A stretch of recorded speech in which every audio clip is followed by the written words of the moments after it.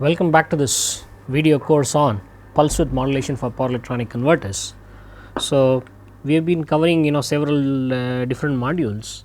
Like the very first module we covered was on overview of power electronic converters and various DC-DC converters and voltage source and current source converters and multi-level converters and so on. And then we specifically looked at the applications of voltage source converter. Then we looked at the purpose of pulse width modulation. And then we looked at particularly PWM at low switching frequencies, and from this point onwards we have moved to fairly high switching frequencies. We have been considering switching frequencies which are much higher than the fundamental frequency. So, this is the first this is a very commonly used approach, triangle comparison based PWM. That is, we use a set of 3-phase modulating signals and compare it against a common triangular carrier to produce PWM signals, and this is what is triangle comparison based PWM. So, we discussed this in one of the modules, and subsequently we discussed an alternative way of PWM generation, which is the space vector based PWM. So, we produce PWM on this using this notion of space vector, and we also looked at how these two are the same and also these two are different, that is what is common and what is different between these two.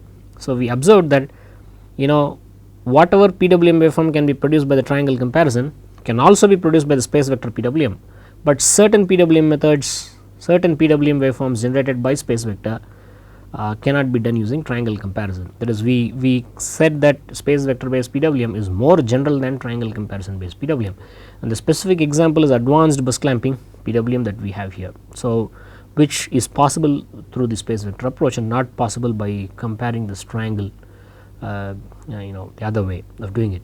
So, after this we are now getting started. So, these modules, the two modules focused on how do you generate the PWM signals, and now we are beginning to understand do some analysis on how how much is the distortion that is caused and so on.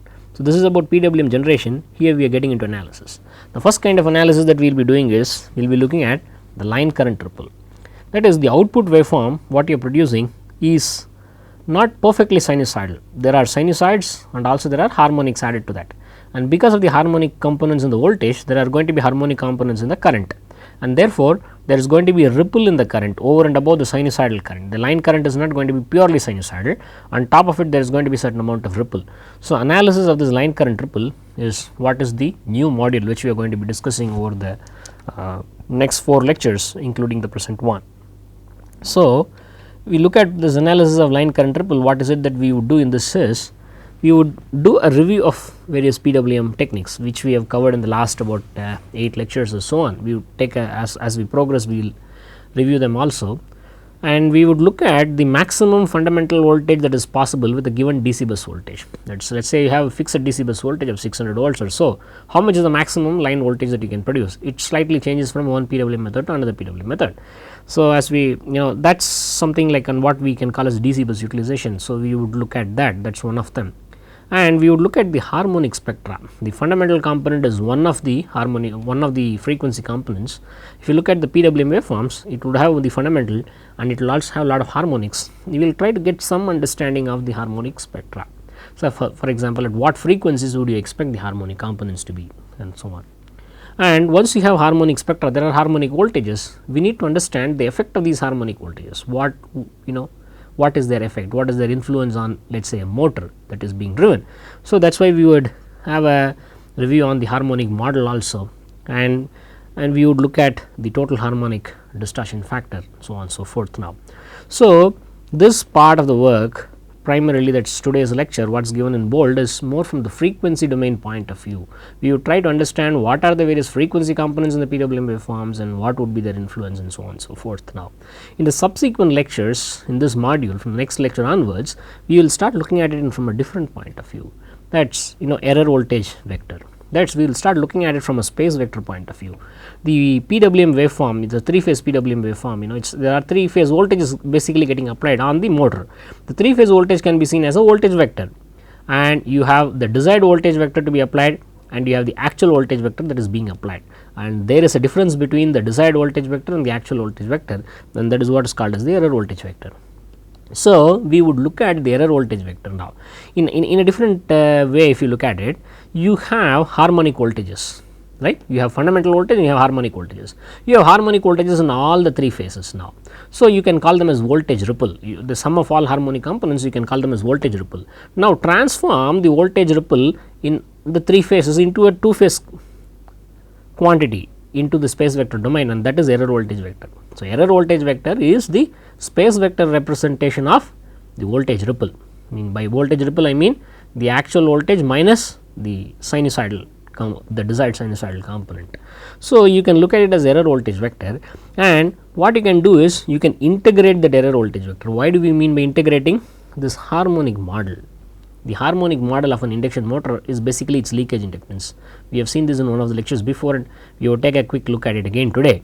So, now if you apply voltage across an inductor, the current is going to be proportional to the integral of the voltage, and therefore, we will integrate this error voltage vector, and that gives a quantity called stator flux ripple vector.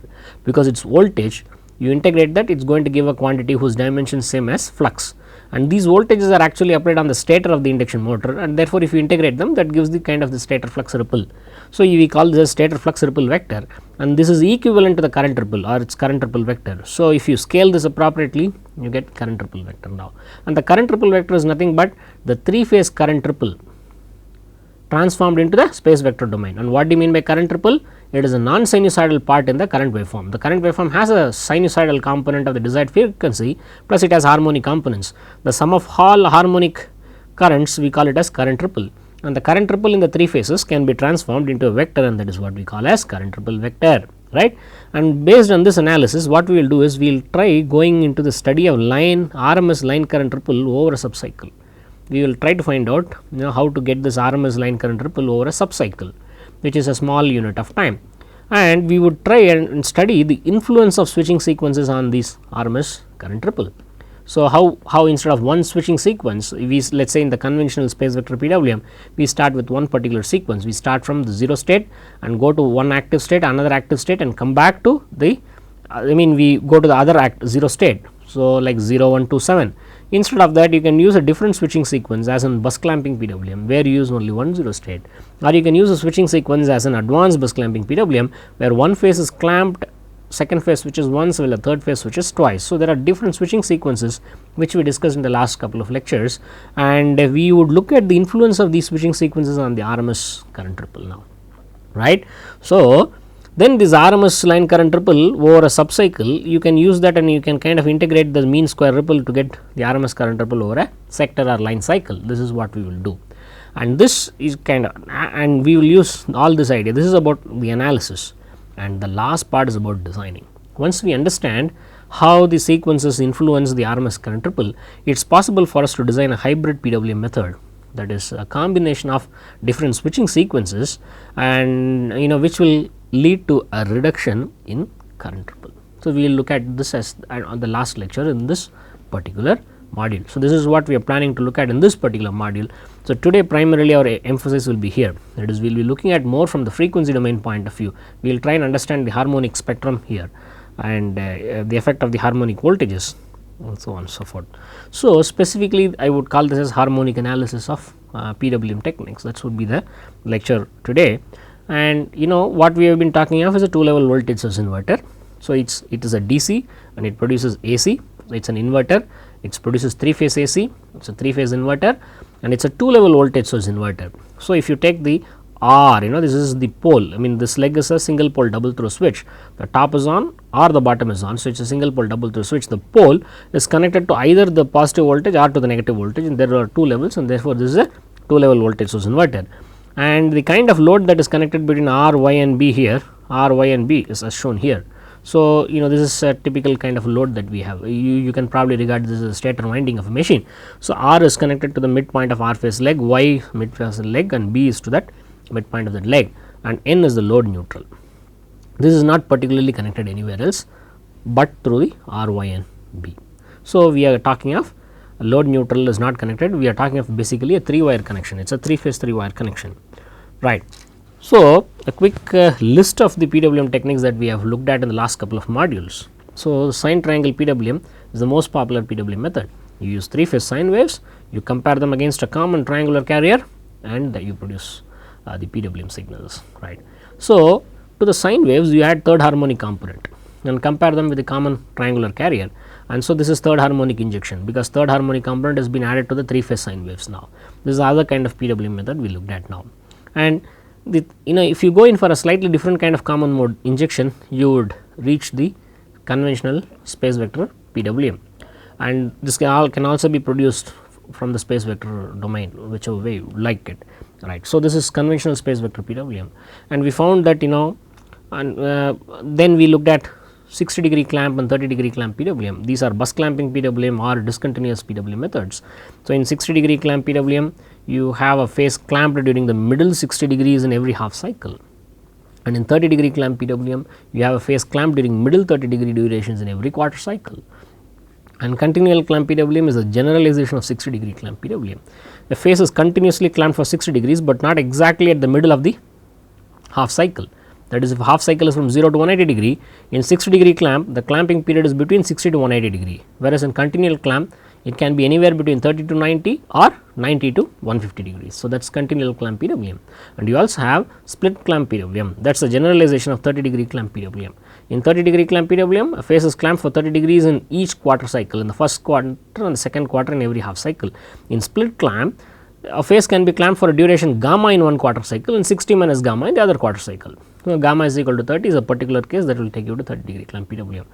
And all these methods, the first two are normally generated based on the triangle comparison approach, but if you want, you can also produce these waveforms from the space vector approach, right. That is also possible to do that there.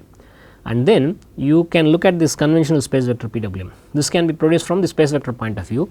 It can also be easily produced by adding certain common mode component, as we discussed in one of the previous lectures now.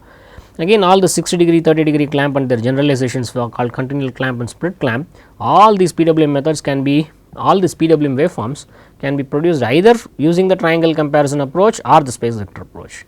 The last two that we are talking of here can only be produced using the space vector approach. So, these use some of the flexibilities that are offered by the space vector approach, namely that of dividing an active vector time. What all these PWM methods do is to divide the null vector time. They divide the null vector time, that is Tz, between the two 0 states, which is minus minus minus and plus plus plus. And what this does is, it uses this division of null vector time. It is like bus clamping PWM, uses only one 0 state to do that. It uses different and on top of it, it uses this division of active vector time. These methods, they apply an active vector more than once in a subcycle. So, they are we call them as advanced bus clamping PWM method, specifically as advanced continual clamp and advanced split clamp PWM. So, we would look at the how the frequency spectra would look like in many of these cases, get some idea of the frequency spectra in today's lectures now.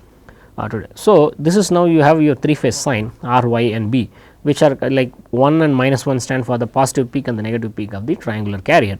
And so, you compare this with a triangular carrier, high frequency triangular carrier, and you produce the PWM waveforms which are used to switch the inverter, fine. So, how would the harmonic spectrum look like?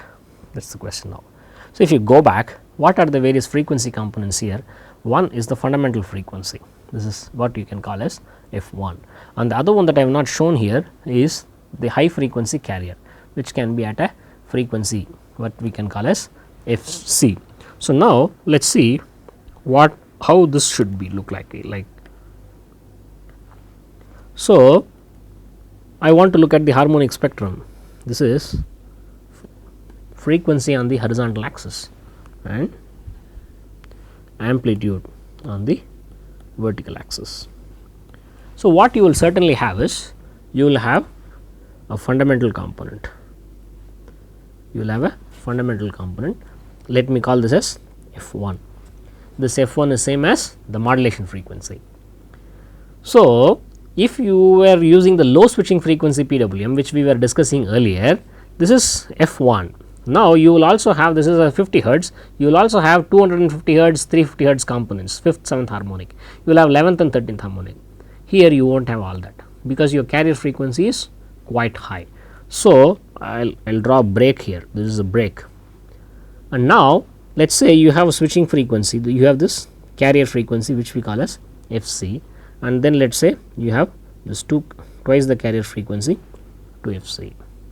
Now, what you will have is you will have some harmonic components here.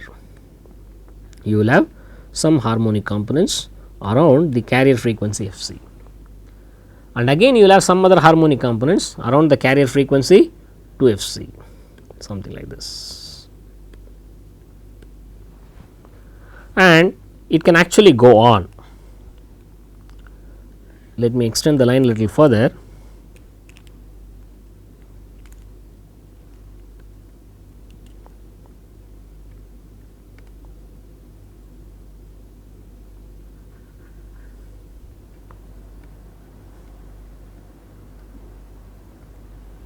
So, now there is also around 3Fc, there is also around 4Fc and 5Fc. You will have components around this, harmonic components around these things. So, the components around 3Fc, 4Fc etc., as the higher and higher frequencies go, you mean the amplitudes themselves might reduce. Normally, I would say that these two components around Fc and 2Fc are quite dominant. So, what you have is you have a fundamental component and you have several components which are called switching frequency components, and there is a big separation in the frequency between these two. Separation, this can be 50 hertz and this can be 5000 hertz. So, you see there is a 1:100 difference now. So, the many a times what happens is the machine model, the load model itself is different for this and that. So, many times the reactance offered by the machine itself is substantially high for these kinds of frequencies. Just the leakage reactance itself is fairly high, and these components get very nicely attenuated. That is, though the considerable harmonic voltages of considerable amplitude are applied, the corresponding harmonic currents would be quite low. So, that is the point that I am trying to tell you here now, right. So, there is a very good separation between the fundamental component and the carrier component, because you are using very high frequency carrier signals now. This is only to get a feel for how the PWM spectrum would look like now. So, to just get more into the specifics, I would suggest that what are this. So, there is what you have here is you have the fundamental component at frequency F1, which is the modulation frequency. Then you have the switching frequency harmonic components now, and the switching frequency components you look at here, there is around Fc, you can call them as first sideband, and there are components around 2Fc, you can call them as second sideband, third sideband, fourth sideband, fifth sideband and all that. So, I would normally say that the first two sidebands should suffice, because the third, fourth, fifth sidebands might be, their amplitudes might be lower than those of the first and second sidebands. And further, there is also reactance, there is a filtering effect, since the machine is seen as a leakage reactant inductance. The leakage reactance seen by this and the leakage reactance seen by this are very high. The leakage reactance seen by the fifth harmonic sideband are 5 times the leakage reactance seen by the first sideband harmonics. So, from that point of view also the higher sidebands are negligible. You would normally have to consider only about 2 sidebands here, and the actual frequencies are something like this here. This is the result of the modulation process. The switching frequency components, you will see the first sideband, and the first sideband is around Fc plus or minus 2F1, Fc plus or minus 4F1 etc. The second sideband you will get it as 2Fc plus or minus F1, 2Fc plus or minus 3F1 and so on. And the third sideband you will find them around 3Fc, 3Fc plus or minus 2F1, 3Fc plus or minus 4F1 and so on, and that we would call as the third sideband, and 4Fc plus or minus F1, 4Fc plus or minus 3F1 etc., that would call the fourth sideband. As I mentioned before, that the first two sidebands should actually be enough for us to kind of have a reasonable estimate of that, but for a better estimate, well, you can always go to consider more number of sidebands here now.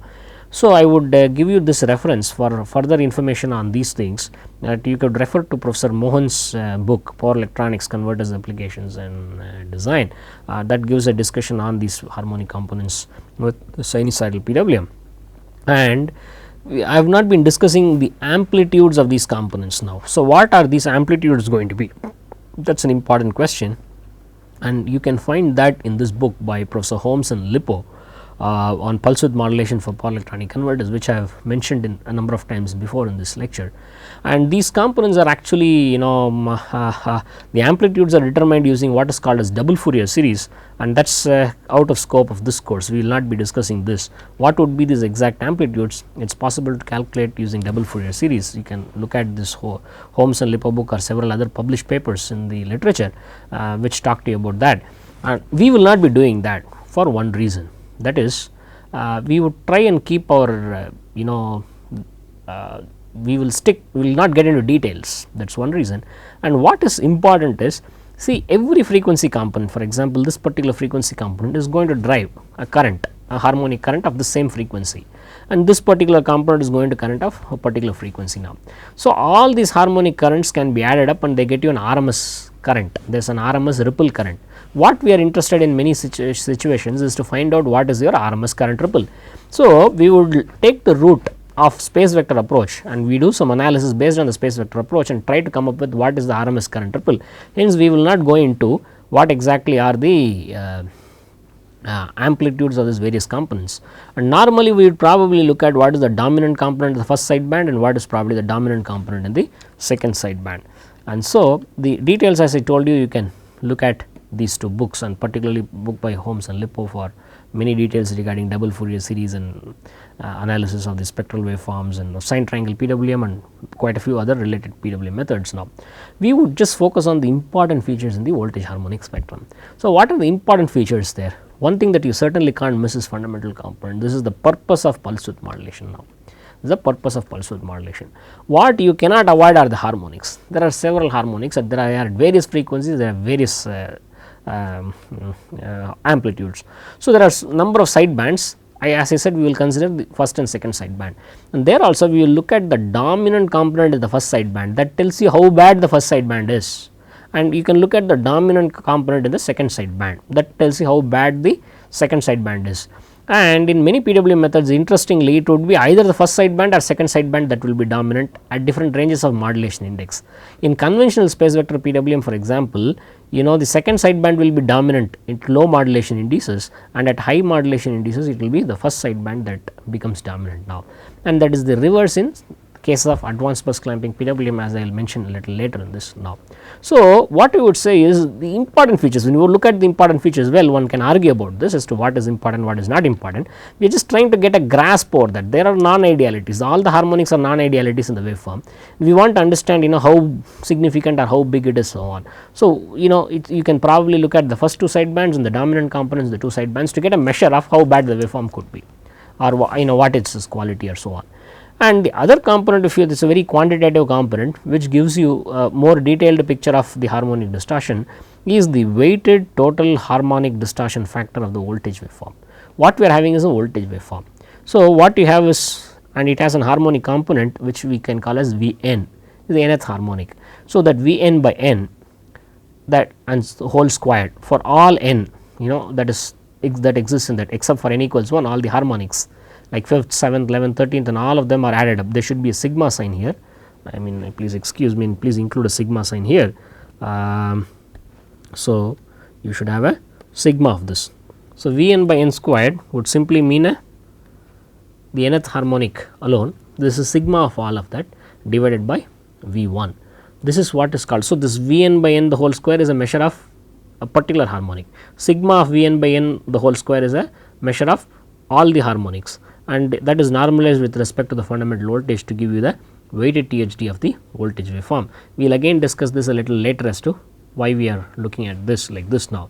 So, why what is this Vn is the nth harmonic, and Vn is being divided by n. Why is it so? That is because of the motor model, which is what we are going to look at now. So, let us say this is something we looked at in one of the previous lectures also, but I am just doing a quick recap of that. So, you want a harmonic model of an induction motor. Now, let us say the fundamental voltage is applied and there are different harmonic voltages are also being applied. Let us consider a particular harmonic voltage being applied now.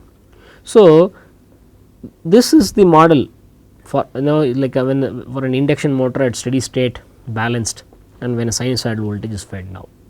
So, the sinusoidal frequency is very high, we are considering harmonic component now, and what you have is this slip RR by S. This is actually RR by S. When you consider a harmonic, the harmonic frequency is much higher than the rotor speed. Therefore, the slip of the rotor is very close to 1, as I mentioned in a previous lecture, and therefore, this R r by S is simply equal to almost R. So, S is usually a small number for the fundamental component, and therefore, R r by S will be very big. On the other hand, here R r by S is very small now. So, what you have is a small rotor resistance in series with a leakage inductance, and that comes in parallel with the magnetizing inductance.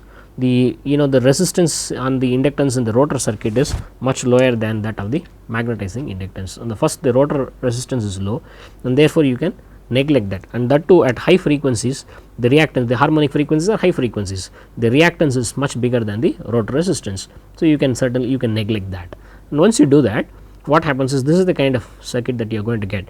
You can use the same argument for the stator resistance also. The stator leakage is much greater than that, and therefore, you can ignore that.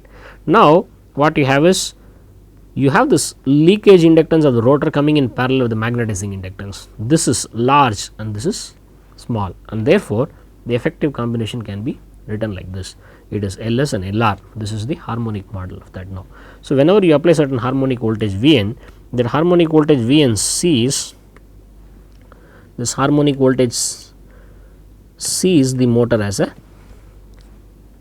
its leakage inductance. So, this Vn drives certain current In, and this In is given by Vn divided by n times omega Ls plus Lr.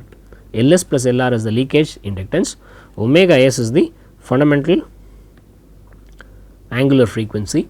So, if it is 50 hertz, it is 2 into pi into 50, 100 pi radians per second, and n is the harmonic order, that is maybe it's the 101st harmonic or whatever, 113th harmonic, and so on and so forth now.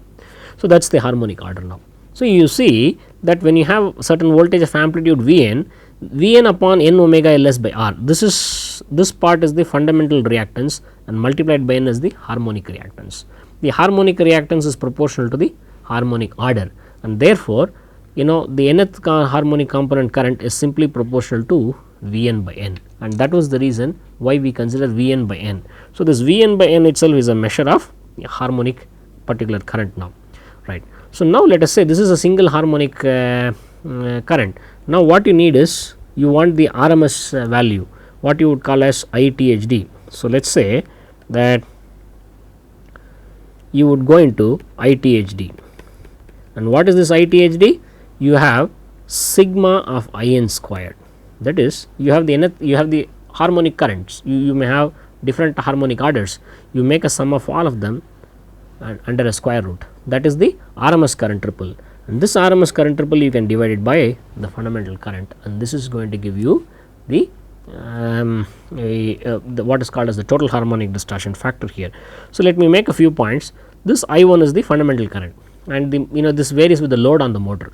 It is quite usual to measure this under the no load condition. Why? Because under the no load condition is when I1 is very small. With load, I1 generally increases and the distortion factor improves. So, normally the worst case scenario is given by the no load, the no load condition of the motor corresponds to the worst case scenario, and we would normally make the measurement under the no load circumstances now. So, now let us see how you get an idea of the weighted THD here, as we can look at here before. So, this In, what you have is, In is simply proportional to Vn by n. So, In is proportional to Vn by n. So, you just do a square of Vn by n and you do a sigma of that, and the whole thing you take under root. This you can see is proportional to the numerator part here, that is, and this you can divide by the fundamental voltage now. So, this is what is called as your weighted THD of the voltage waveform. This is the weighted THD of the voltage waveform. So, why do we call it as weighted THD? Every harmonic component Vn is being divided by n. So, that is the weightage being given. So, the weightage corresponds to how much harmonic current it would be able to inject, and therefore, this is called weighted total. This is total harmonic distortion factor of the current waveform, and that is equivalent to the weighted THD of the voltage waveform. In fact, if you multiply this factor by something like roughly what is equal to the no load inductance of the machine to the block rotor inductance of the machine, you would be able to get the ITHD from here, right. So, this weighted THD is a measure of the ITHD, and that was the reason I listed it as one of the features from a waveform. So, once you have a spectral component, these components can be directly seen, but this particular component requires a lot more calculation, and that basically gives you what is your weighted THD, or it is a measure of the harmonic distortion factor that you will really have here. So, that is because of this model here. So, one of the things that we had there was the fundamental component, that is the most important thing. So, we have to look at how big is the fundamental component now. So, you can't produce whatever you want to. So, there is certain maximum fundamental voltage, as I mentioned earlier, that is possible now, right. So, the maximum fundamental voltage would correspond to the square wave operation, really speaking, but with all the PWM methods there are some limits. If you do not want to go into over modulation, there is some limit now. So, this is sometimes called DC bus utilization, because for a particular DC bus voltage, how much AC voltage you can generate is a question. So, you call it DC bus utilization, right. So, now you see what is the peak phase fundamental voltage. What I mean by that, there is line side voltage, and the line side voltage has the fundamental as well as harmonic components. I am considering only the harmonic component, and I am considering the phase to neutral voltage, that is there is a load RYB with a neutral N. I am considering the load to neutral voltage Rn, that is what I am considering the fundamental component of Rn, right, and I am considering the peak value of the fundamental component of Vrn, that is the meaning of peak phase fundamental voltage, right. If I use sine triangle PWM, what happens is the peak phase fundamental voltage is 50% of VDC, that is what you get there, right. Then with third harmonic injection, you are able to push it a little higher, that is anywhere between 0.5 VDC to 0.577 VDC, depending on what is the third harmonic component you really had. And if the particular third harmonic component is equal to K is equal to 1 by 6, meaning K is the ratio of the amplitude of the third harmonic to the amplitude of the fundamental. So, if the third harmonic injected is 1/6 of the fundamental, then you get 0.577 VDC. This is the third harmonic injection that you get now. So, this is you get something like a 15% increase over that. So, the same thing can also be achieved by bus clamping PWM, and you can push your DC bus utilization to 0.577 VDC. I mean, you can push your peak phase fundamental voltage to 0.577 VDC. And if you go by conventional space vector PWM also, the maximum peak phase fundamental voltage is 0.577 VDC, and if you look at advanced bus clamping PWM also, it is 0.577 VDC. So, that is what is the kind of the theoretical maximum that you can get. This 0.577 VDC is the maximum value of the peak phase fundamental voltage that you can achieve with a DC bus voltage of VDC without resorting to over modulation, without introducing low frequency components in your output voltages. So, let us take a quick relook at this. This is at K is equal to 1 by 6. I have shown a peak signal of this is a sine signal which is of amplitude 1.15, that is something like 2 upon root 3. And if you have these 3 phase sine waves as shown by the red, yellow, blue signals here, we generate a common mode. This is the third harmonic common mode. When you add the third harmonic common mode, what happens? When this goes beyond the peak of that, the common mode is negative, and therefore the common mode brings it lower than the peak value, and you can see that this is how it is now. And the peak value of the modulating signal, though the peak value of the original sine wave is greater than that of the peak of the carrier, the peak value of the new modulating signal is less or just equal to the peak of the carrier now, and this is what makes it is something like you are packing a higher amount of fundamental voltage without exceeding this peak voltage now. And you compare this kind of a waveform with the third harmonic, with the triangular carrier, you are going to produce third harmonic injection, and you can go up to 1.15. So, this is I am just trying to show the story, but that point that it is to re-emphasize that this is 1.15. And similarly, this if it is K is equal to 1 by 4, you can see that I have taken something lower than that. Here it is something like it is 1.15, 2 by root 3, whereas here the peak I am taking is something like only 1.1. Even with that 1.1, you see that the peak of that is very close to that. If I go to 1.15, you can very easily see that this peak will go above 1. So, with K is equal to 1 by 4, it is certainly lower than 0.577 VDC. So, as I have also mentioned before, whereas with K is equal to 1 by 6, you can go to 0.577 VDC. And if you go to conventional space vector PWM, so the third harmonic component, the triplet frequency component is, so this is the sinusoidal component.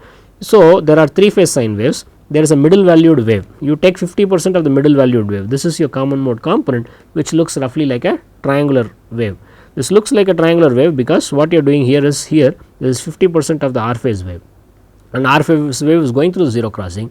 So, close to the zero crossing a sine wave looks almost like a straight line. So, this also looks like a straight line as I mentioned before, and therefore, you go about adding this kind of a common mode component, and the resulting modulating signal is what you get here. And I have plotted this modulating signal for m is equal to 1.15 or which is very close to 2 by root 3, and you can see that the peak value of the modulating wave is almost equal to plus 1 minus 1.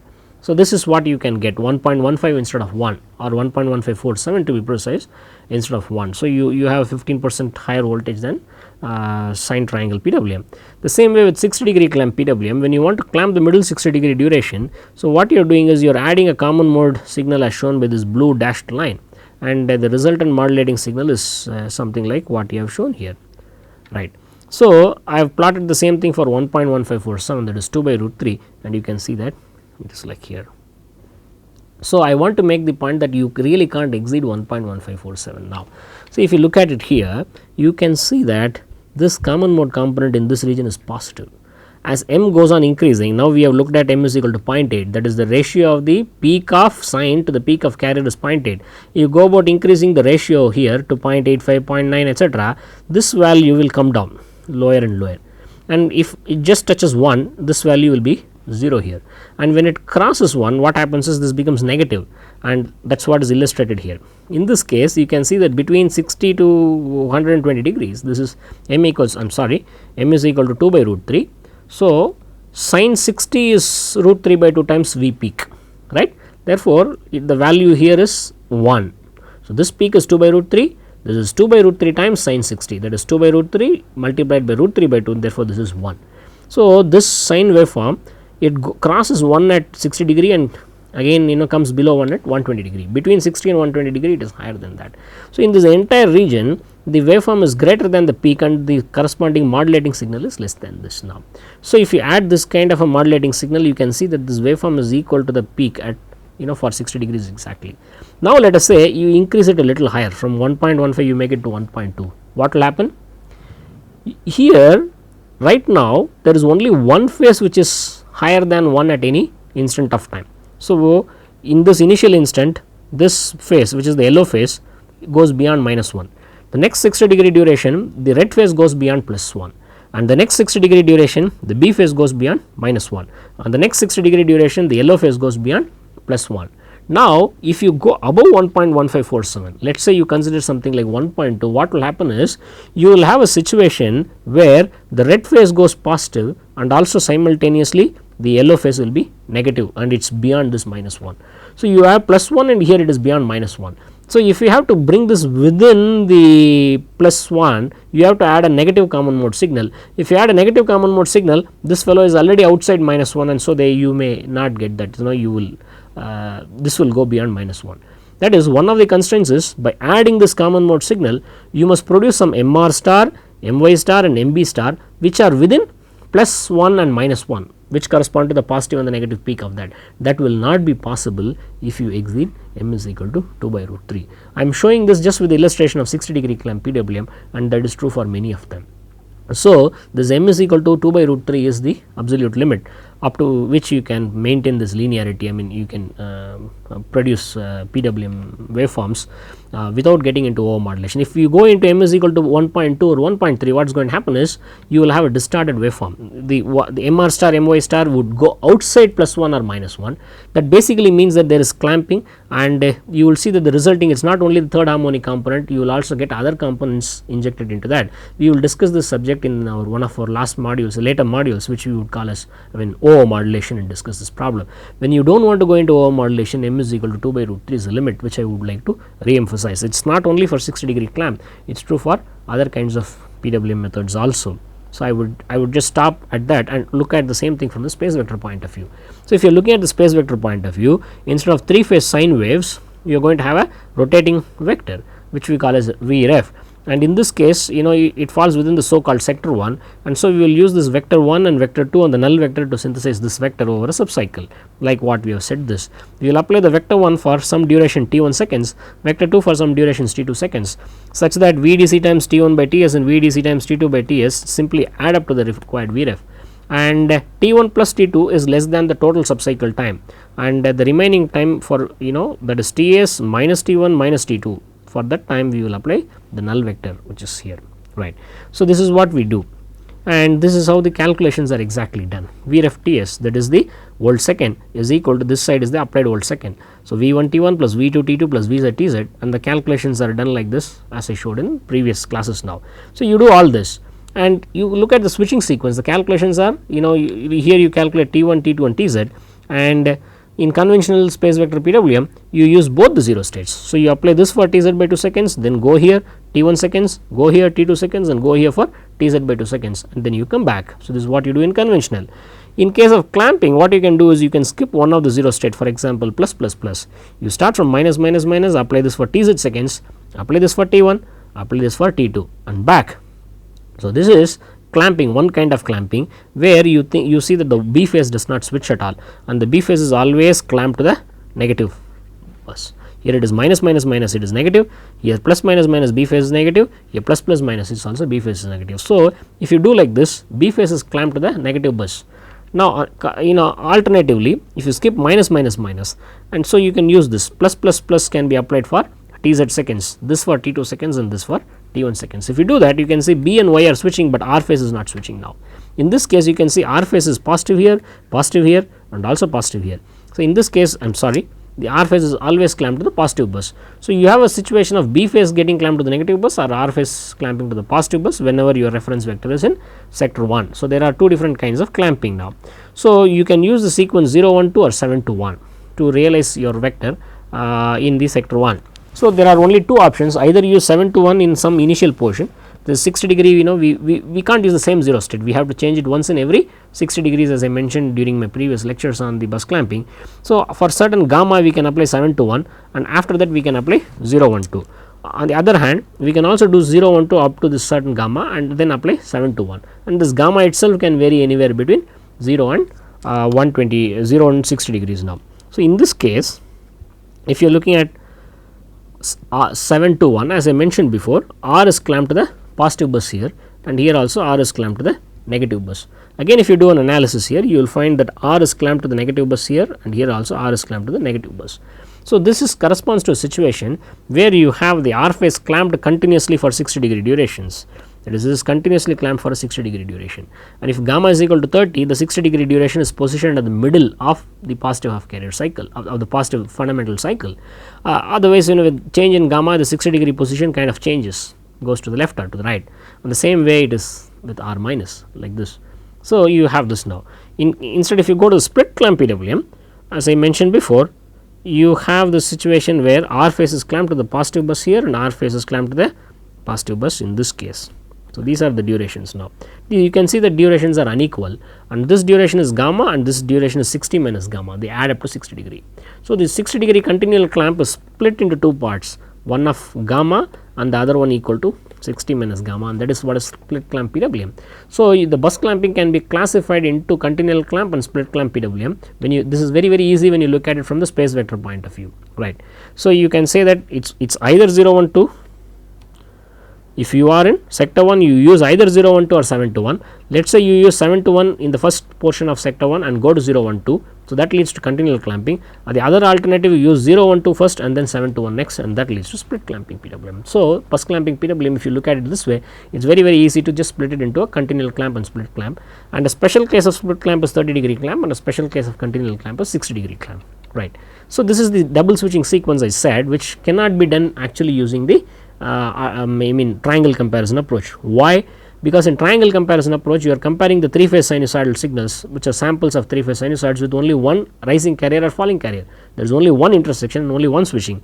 Here you find R phase switches once and Y phase switches twice. That is not possible with that. It is similar to the bus clamping PWM in the sense that one is not switching. For example, B phase is not switching, and you can see that B is always negative, is negative here, is negative here, is negative here. So, in the entire subcycle B phase is negative. So, this is similar to the bus clamping, but you see that Y phase double switches, and that is why you call it double switching clamping sequence. This is one variety of double switching clamping sequence, as I mentioned in previous classes now. And this is another variety of double switching clamping sequence, which is 7 2 1 2, and so you can do this. You start from 7 2 1 and 2. Now, you go about doing this now. We are now, while taking a quick review of this, we are now basically focused on finding out what is going to be the DC bus utilization. So, going to bus clamping to advanced bus clamping, what you can do is in the so called continual clamp you can replace the 7212 by 721 by 7212 or 012 by 0121, and this gives you advanced bus clamping or 60 degree clamp PWM. So, if you generalize that, that becomes 30 degree. So, this is again instead of 012 in the bus clamping you use 0121 and 72 instead of 7212 instead of 721. So, this is my advanced continual clamp. So, instead of 721 I am using 7212 and instead of 012 I am using 0121. So, I have advanced continual clamp and we also have advanced split clamp. So, we can use 0121 in the first portion of sector 1 and 7212 in the second portion of sector 2. So, let us just look at how the R phase would be. The R phase is clamped here to R plus, here also it is R plus. This is for a duration gamma and this is for a duration 60 minus gamma. So, the same way you will find R phase is clamped in these portions also, but to the negative phase you will find them clamped in these regions also. This will be R clamped to the negative bus. So, this is advanced split clamp, it is similar to split clamp, but the difference is one of the phases always switches at twice the nominal frequency, right, and this is continual clamp, because here you will see that R phase is clamped to the positive bus continually for 60 degrees, and here you will see that R phase is clamped to the negative bus continually for 60 degrees now. So, you can extend the ideas of continual clamp to advanced continual clamp by using these sequences 7212 and 0121. Similarly, you can extend the idea of split clamp to advanced split clamp by utilizing the sequences 0121 and 7212. So, this is what we have been doing now. In all these cases, we are we are handling the problem in the space vector domain. So, in the space vector domain you have the 6 vectors like this, and this is active vector 1, 2, 3, 4, 5, 6, and you can join them using a hexagon now. So, you have this V reference vector, and the V reference vector should have the same magnitude in subcycle after subcycle over the entire cycle. So, if that is the case, the highest value it can take is equal to the radius of the inscribed circle. This corresponds to the highest value of reference vector magnitude, and that is Vref is equal to 0.866 VDC. That is, the side of this hexagon is VDC and its cos 30 degrees. The 0.866 VDC is the highest value of Vref. Now, when Vref is 0.866, let us say Vref itself is rotating. Let us consider a particular instant where Vrn is at its peak. That is, when Vrn is at its peak, the reference vector will be here, will be aligned here like this, will be like this. So, let me draw that here for your benefit. So, okay. So, at that instant it will be like here. This is where your V reference vector will be when Vrn is at its peak now. And under this instance you can see that your V alpha is 0.866 VDC, and what is your V beta is equal to 0. So, you can use the space vector transformation. V alpha is equal to 3 by 2 times Vrn, and therefore, Vrn peak is simply equal to 2 by 3 times 0.866 VDC, and what is 2 by 3 times 0.866? That is 0.577 VDC. So, this is a proof from the space vector point of view why peak phase fundamental voltage is equal to 0.577 VDC. I mentioned this very quickly in one of the previous lectures. Here I have taken the time to just go through some more steps. So, you can look at it either from the triangle comparison point of view or space vector point of view. You will find that conventional space vector PWM, third harmonic injection with 1/3 and bus clamping PWM all would give you a maximum value of 0.577 VDC for the peak phase fundamental voltage, and any space vector based PWM would give you something like 0.577 VDC. So, this is what you get now. So, when you go to something like advanced bus clamping PWM, you have the advantage of space vector PWM, of conventional space vector PWM, namely of this increased AC voltage. In addition to that, there are certain advantages in some under certain operating conditions, like in terms of line current ripple, as we would see probably in a little while, or and also in the next lecture now. So, you have this now. So, we had looked at the harmonic spectrum of sine triangle PWM earlier. If you look at the harmonic spectrum, for example, of the bus clamping PWM, the structure is kind of going to be very similar. So, you have the output voltage, we are considering the output voltage Vrn, okay. That is, R is the load terminal, N is the load neutral. We are considering that voltage, and if you look at the components, as before you will have the fundamental frequency component F1, I am sorry, this is the fundamental frequency component F1 now, and you will have a large break, and there is carrier frequency Fc, there is 2 Fc, there is 3 Fc, there is 4 Fc, and around this you will have harmonic components as before. You will have harmonic components as before.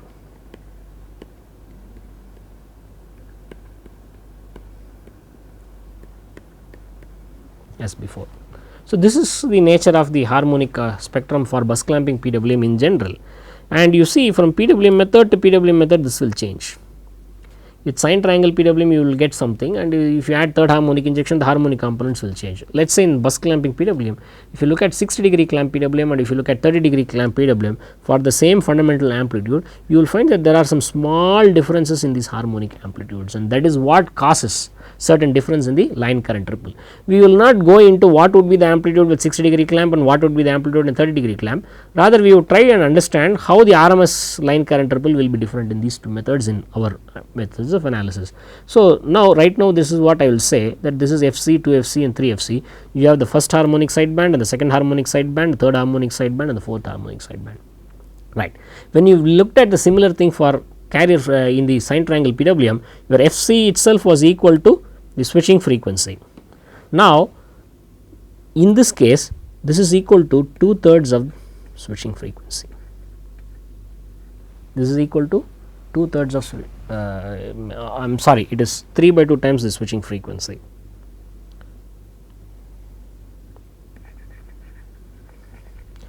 That is, if you switch at Fc, right, this is the carrier frequency, it is always not switching. That is, what is my switching frequency? My switching frequency FSW is 2/3 times the carrier frequency, or carrier frequency is equal to 3/2 times FSW. So, what you have is, this is Fc or 3/2 times switching frequency. So, what you can do is, when you go for a third harmonic, I mean when you go for bus clamping PWM, what happens is your effective switching frequency reduces to 2/3 of the carrier frequency. That can give you some benefit in terms of reducing the switching loss, but your harmonic amplitudes can increase, actually speaking. On the other hand, what you can also do is, you can maintain the same switching frequency. How can you maintain the same switching frequency? By increasing the carrier frequency by 1.5 times. You can increase the carrier frequency by 1.5 times to maintain the same switching frequency as sine triangle PWM or conventional space vector PWM. If you do that, what happens? This whole thing gets shifted by 1.5 times. So, when the whole thing gets shifted to the right by 1.5 times, what happens is, the harmonic reactances seen by these components are increased. So, one advantage with bus clamping PWM, as I mentioned before, is reduction in the switching frequency. You can make use of that advantage, and that would reduce your switching loss and the heating of the inverter. On the other hand, what you can also do is, you can maintain the switching frequency same as in the sine triangle PWM, and therefore, you can increase the carrier frequency by 1.5 times. If you are increasing the carrier frequency by 1.5 times, let us say we are considering 5 kilohertz switching frequency, this becomes 7.5 kilohertz instead of 5, this becomes 15 kilohertz instead of 10. So, the sidebands get shifted by 1.5 times and the reactance is seen by them increases by 1.5 times, and that is going to reduce the harmonic currents driven by these components now. Therefore, these bus clamping PWM methods have an advantage in terms of line current ripple, particularly at high modulation indices. At high modulation indices, when we have the same switching frequency, when we increase the carrier frequency by 1.5 times. So, that is something that I would like to mention here now. The same way, if you look at the advanced bus clamping PWM, the basic structure would look similar. The basic structure would look similar. So, you have the amplitude versus frequency, you will have the fundamental component, and there is a large separation. So, here we can't talk of carrier frequency, we would talk in terms of the switching frequency. This is the average switching frequency. What is average switching frequency? It is the switching frequency averaged over a line cycle. Sometimes a phase switches at nominal frequency, sometimes at double the nominal frequency, and sometimes it is clamped, and the switching frequency is the average value of the switching frequency over a line cycle. You have FSW, you have 2 FSW, you have 3 FSW and so on, and 4 FSW and so on, and you will once again have harmonic components around these. You will have harmonic components around these. This is how the nature is going to be. So, these all these methods will actually differ, for a same fundamental voltage you will find that their harmonic components are different.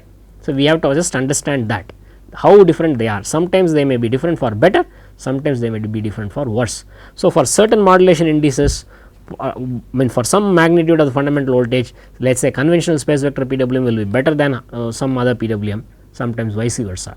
If you take a high modulation index, what you will find is advanced base clamping PWM will be better. I will tell you how. So, what happens is, now I have shown a case where the first sideband is a little more than the second sideband now. So, what happens in the case of at very high modulation indices is the second sideband becomes dominant than the first sideband. So, let me just draw something in a different color. So, for example, you may have the second sideband like this, but the first sideband may be like this. So, the second sideband is dominant. When the second sideband is dominant, the second sideband sees much lower current. It sees it sees a double the leakage reactance, and therefore, the corresponding current is low. This happens at high modulation index. So, at high modulation indices, the advanced bus clamping PWM results in lower one than conventional PWM. If you look at the conventional case, I will show you in a different color, let us say green color. In conventional, what you will find is, you will find the dominant component something like this, and the second the sideband component something like this, as I have indicated. See, these are all indicative, just to get some feel for the problem. So, in conventional, you have the first component at some high values of modulation index, you get the first component is dominant and the second component is not so dominant. So, the corresponding current, this dominates. The leakage reactance seen by this component is not very high, therefore, there is some RMS current ripple. Whereas, in the advanced bus clamping PWM, the second sideband is dominant, and second sideband is double the leakage reactance than the first sideband harmonic. Therefore, the current ripple produced by this is lower. Therefore, advanced bus clamping PWM, you will find this advantageous usually at very high modulation indices, and so this has been given in some reference. So, this particular reference particularly, this is mentioned in this advanced bus clamping PWM techniques paper. This has been indicated now in this paper, this Tushar, Bhavsar and Narayanan. There has been a more exhaustive comparison of conventional space vector PWM and the advanced bus clamping PWM methods. The dominant component of the first sideband and the dominant component of the second sideband have been compared over the range of modulation indices, and so for a detailed quantitative study of this, you can really look at this paper and get an idea of how the different PWM methods are different, how their spectral components vary with modulation index now. So, with this I end this lecture. So, we have been trying to basically look at this PWM methods and we had a relook at the PWM methods triangle comparison, the space vector ones, and we tried to see how much is the DC bus utilization, and we have been trying to look at the harmonic spectrum now. In the harmonic spectrum, we have the fundamental component and we have the switching frequency components now. For the same fundamental component, different harmonics will give you slightly different switching frequency components, and that is what is the difference in terms of waveform quality between the various PWM methods. And what you would normally find is conventional space vector PWM is good at low modulation indices and even at medium modulation indices. At high modulation indices, you will find that the discontinuous PWM method or bus clamping PWM method will slightly improve, and at very high modulation indices close to full modulation index, advanced bus clamping PWM method is what is very advantageous, and that you can look at the reference I indicated to you. And I thank you for your interest in this and look forward to seeing you again in the next lecture. Thank you very much.